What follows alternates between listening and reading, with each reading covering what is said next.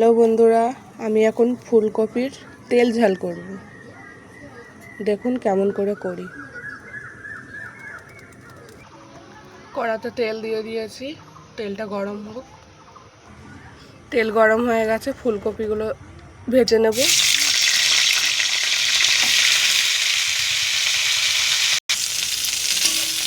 ফুলকপিটা হালকা করে ভাজা হয়ে গেছে, এবার আলুগুলোও হালকা করে ভেজে দেব।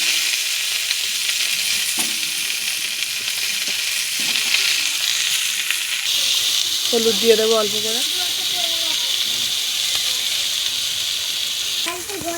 লবণ দিয়ে দেবো। ফুলকপি আলু ভাজা হয়ে গেছে, তুলে নেব। কড়াতে তেল দিয়ে দিয়েছি, 5 ফোড়ন দিয়ে দেবো। কেটে রাখা লঙ্কা আর পেঁয়াজ দিয়ে দেবো।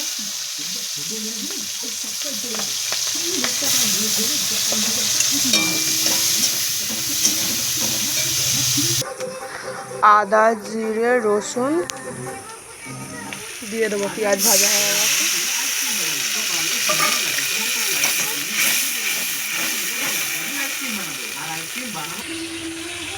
লঙ্কার গুঁড়ো আর হলুদ দিয়ে দেবো।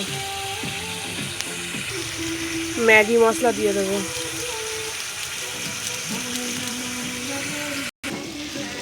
লবণ দিয়ে দেবো। মশলা থেকে তেল ছেড়ে দিয়েছে, ভেজে রাখা ফুলকপি আর আলু দিয়ে দেবো।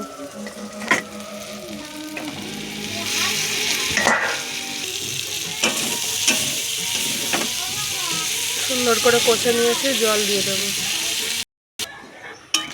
জল দিয়ে দিয়েছি, এবার ঢেকে দেব।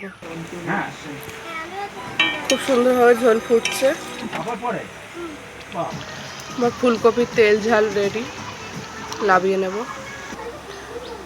আমাদের ফুলকপির তেল ঝালের রেসিপিটা কেমন লাগলো অবশ্যই কমেন্টে জানাবেন।